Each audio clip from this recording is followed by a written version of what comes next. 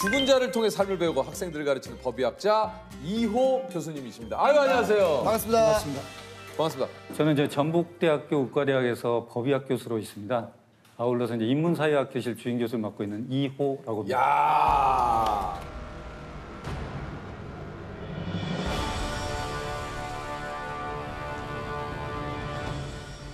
안면 우열이 있고 또 눈꺼풀 결막에서 일혈점이 다소 나타나고 있고 다른 사람의 손에 의해서 목눌림이 사망할 때까지 지속적으로 이루어져서 발생한 경부압박 질환, 우리가 흔히 액살 이렇게 표현하거든요.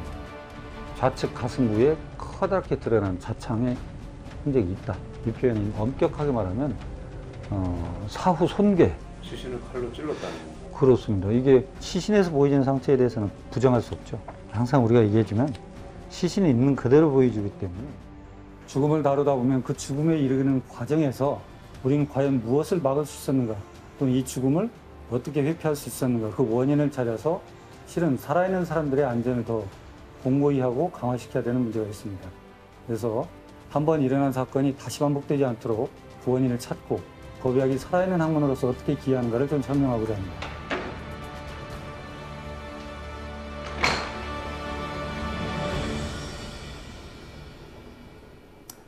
안녕하세요. 이번 학기에 법의학을 강의할 교수 이호입니다. 반갑습니다. 우리 교수님은 좀 법의학자가 되신 계기가 좀 있습니까?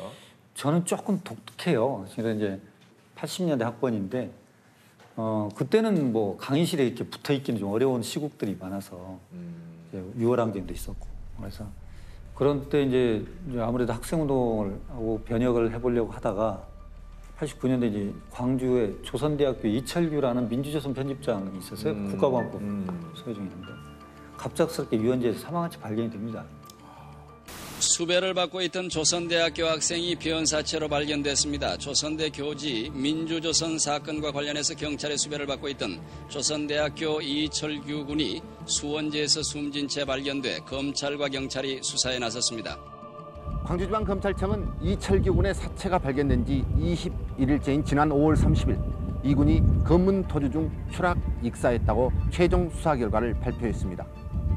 검찰은 이 군이 지난 5월 3일 밤 10시 12분쯤 광주시 청옥동 제4수원지 청암교에서 경찰의 검문을 받자 산속으로 도주해 숲속에 숨어 있다가 청암교 아래 석축소단 급 커브 지점에 이르러 음력 금은밤의 어두운 상황에서 수원지에 빠져 익사한 것이라고 밝혔습니다. 그러나 이 같은 수사 결과는 경찰이 검문 도중 이 군을 놓쳤다는 가정에 기초하고 있는 것이며, 그리고 부검 과정에서 드러난 문제점들에 대해 객관적이고 구체적인 증거를 제시해야 가능합니다.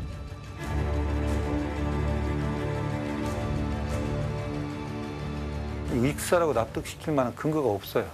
고도의 부패로 인해서 사인은 불명임을 하고 먼저 전제를 하고, 비록 부패가 진행됐지만 여러 장기에서 플랑크톤이 검출돼서 생전에 입수했을 가능성은 나름 인정된다. 아마 그 죽음을 제가 그때 경험하지 못했다면 의과대학을 졸업하지 않았을 수도 있어요. 실은 정말 뭐 망치로 맞은 것 같았어요. 이 길 가야겠다, 이렇게 가야겠다. 앞으로도 많은 의문사가 있을 테고 많은 죽음들이 있을 텐데 꼭 그런 학생운동이 아니더라도 우리 죽음에 대해서는 왜 접근하지 못할까? 다 살아있는 사람들의 건강을 더 증진시키고 생명을 연장하는 건 좋은데 죽음에 있어서 건강성 지표는 누가 챙길 것인가 싶어서 그런 이제 그때 결심하고 지금까지 하고 있으니까 저는 행복한 사람이죠. 꼭 하고 싶었던 일이고 누가 잘하는 일이라고 행복한 사람이죠. 지금은 직업에 대한 만족도가 굉장히 높죠. 저는 제가 행복한 표정과 뭔가 잘 사는 표정을 했을 때 법의학이 정말 재밌나 이런 생각을 한다니까. 아니 저는 진짜 이게 이제 학생들을 지금 가르치고 계신데 그 외에도 이제 부검도 조금 하십니까? 그렇죠. 지금은 이제 우리가 전라북 도내에 발생한 일반 사건은 저희 전북대학교가 하고 있죠. 그러니까 특히 억울하게 돌아가신 고인의 마지막 희망이 또 어떻게 보면 이제 부검이 될 수도 있는데 이게 이제 교수님이 쓰신 부검 감정서가 이 진실을 밝히는 또 이제 단초가 된 적이 좀 있으실 것 같아요. 그러니까 이제 저희가 보통 보면 부검이 참 어렵죠. 이런 표현을 하거든요. 시신을 보는 것 때문에. 근데 저희는 부검 자체의 행위가 어려운 게 아니고 그게 끝나고 감정서를 쓰는 작업이 참 어렵습니다. 근데 그게 이제 법정으로 가야 되기 때문에. 근데 감정서를 쓰다 보면 이분이 왔던 사건에 해당되지 않는 손상들이 있을 때가 있어요. 예를 들자면 어느 유원지에서 프린스 차량이 유원지로 불러서 내려갔죠. 근데 그 안에 운전자가 사망한 채 발견이 돼요. 그런데 이분이 사망하려면 탑승자니까 차량 내부 구조하고 어떤 충돌이 있어야 사망할 수 있잖아요. 그러지 않습니까? 그렇죠. 근데 이분의 머리나 이런 쪽에 독특한 모양들이 있어요. 동심원 배열인데. 근데 그것은 차량 구조물의 그 형상을 만들어낼 수 있는 구조물이 없어요. 없어요. 도대체 이 손상은 어떻게 발생할 수 있느냐는 도저히 해결할 방법이 없어서 감정서 뒷면에 썼어요. 그리고 한 십몇 년이 지나서 어떤 남편 살인 사건에 관련된 하다가 그 여인을 조사하다 보니까 전 남편이 죽은 사건이 있었던 거예요. 그 아래서 PD가 찾아왔는데 이 모양을 내가 해석을 못하고 있었다. 제 감정서가 그게 있어서 잠깐 나갔어요, PD가. 그리고 한 30분쯤 있다 뭘 들고 와요. 이거 아닙니까? 그런 게 뭐예요? 마늘 찌는 공이죠. 예. 그 몽둥이가 생긴 거 있죠. 아, 예. 그걸 들고 왔는데 그 모양인 거예요. 그렇게 해서 한번 찾은 적도 있고.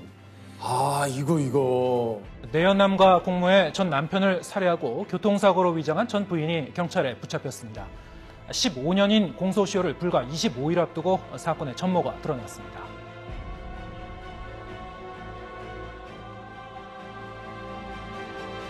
아니 그 좀 교수님도 직업병이 뭐 아까는 뭐 이런 거 얘기했지만 뉴스가 어디선 사건이 났다는 소리 귀신같이 잘 들으신다고. 직업병 제가 좀 약간 난청이 있거든요. 그래서 집사람이 부르면 잘 안 들려요. 저도 그래요. 그러시죠. 근데 저희도 이상하게 사고, 살인, 사망 이런 단어에 굉장히 예민하시고. 그러니까 어딜 가다가 뉴스에 그게 좀 그냥 반사적으로 보고 제가 용산역을 자주 이용하거든요. 근데 용산역 그 모니터에는 소리가 나오지 않아요. 맞아요. 근데 어디서 사망 소리가 들리는 거예요. 그러고 보니까 뉴스가 그렇게 나와요. 희한하게. 그런 일도 있어요. 어느 날 느낌으로 갑작스럽게 오는 일들이 있어요. 뭐냐면 그 지리산 일주도로가 있거든요. 옛날 90년대 때 누군가가 잠깐 소변이면서 이제 차를 받쳐놓고 소변을 보는데 저 밑에 유기된 시신이 하고 있었던 거예요. 그래서 이제 그게 이제 저희한테 부검을 오게 됐죠. 도대체 이 사람이 어디에 있었냐? 누굴까?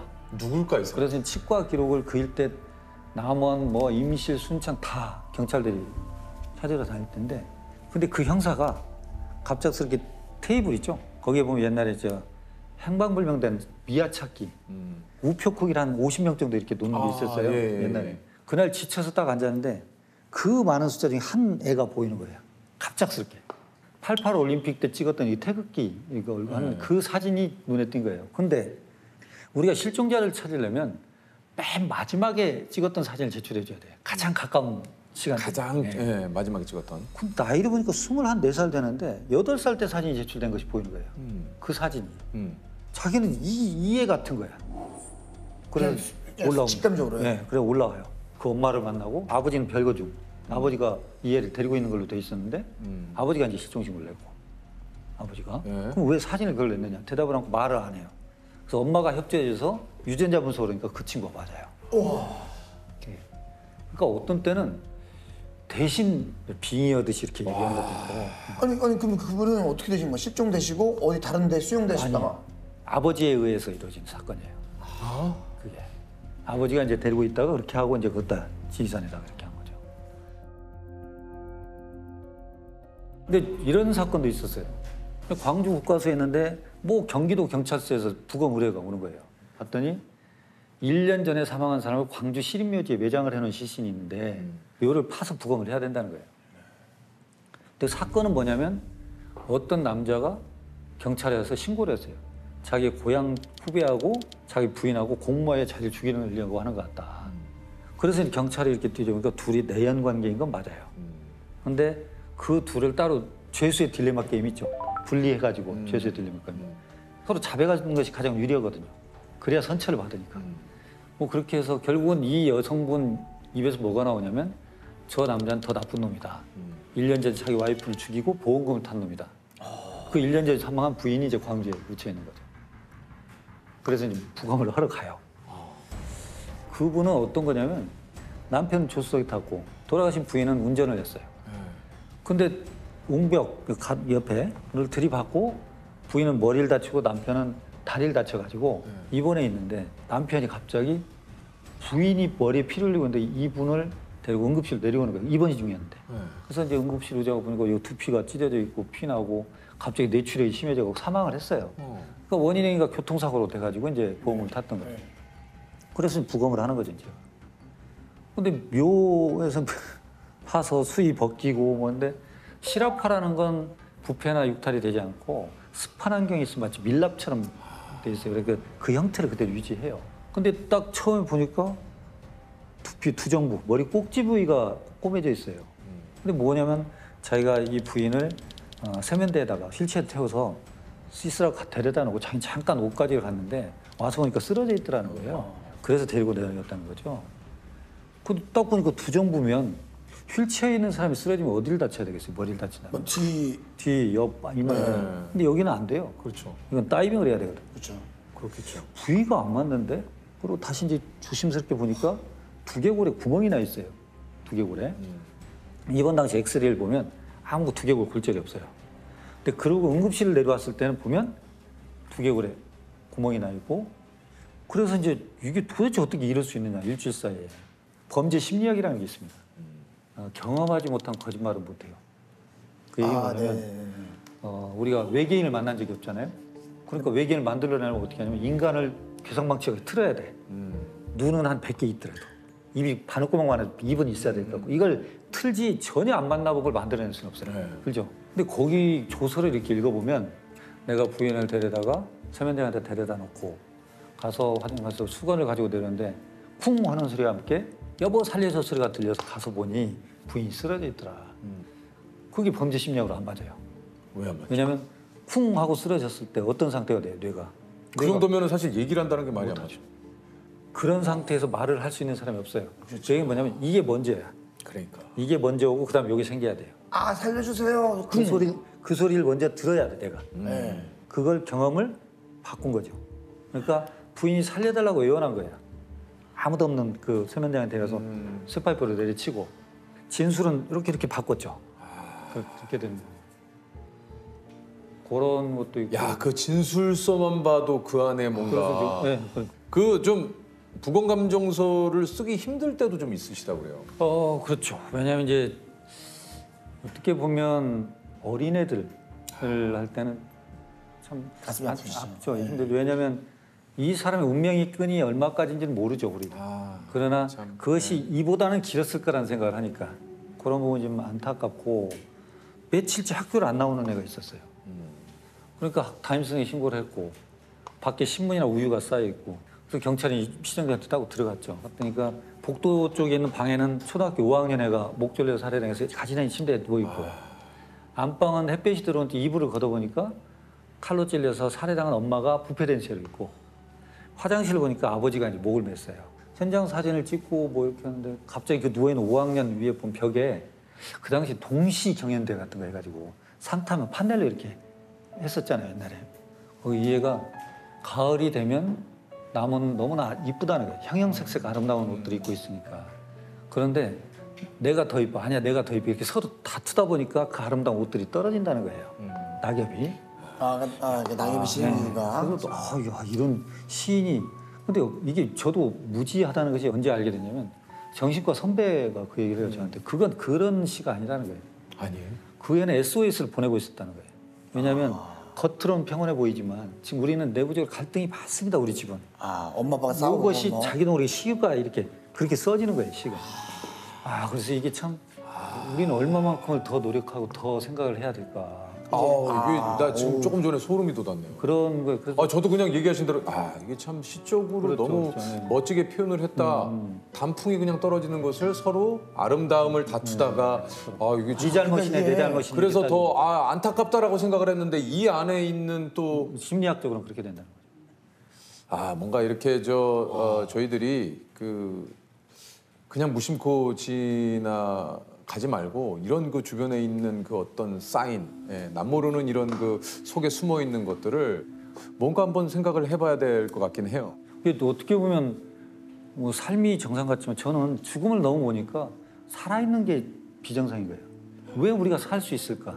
그 많은 사고와 그 많은 힘든, 그 많은 어려운 것들이 있고 그 많은 위험들이 깔려 있는데 어떻게 우리는 살 수 있을까? 살아 있을까? 내가 오늘 KTX 타고 왔는데 KTX가 부딪히지 않고 도착한다는 것이 그런 것들을 보면 삶이 오히려 신기한 거 아닌가요, 우리가? 야. 제가 그런 말을 즐겼어요. 누군가에게 일어날 수 있는 일은 누구에게나 일어날 수 있다.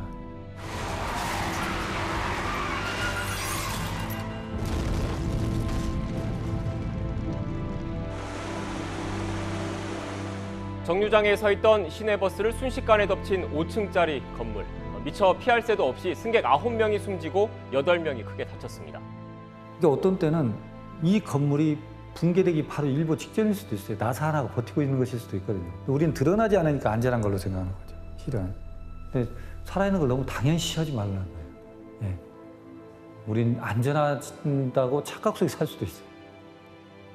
그래서 우리가 죽음은 어차피 맞닥뜨릴 수 있는 거지만 그 안에서 우리가 피할 수 있었던 죽음들, 예방할 수 있는 죽음들, 이것들에 대해서 의사로서 그래서 미리 작은 사건을 놓고 경고 사인을 줄 수 있는. 그래서 죽음을 허투루 보내서는 안 됩니다. 그 죽음에서 분명히 교훈이 있습니다.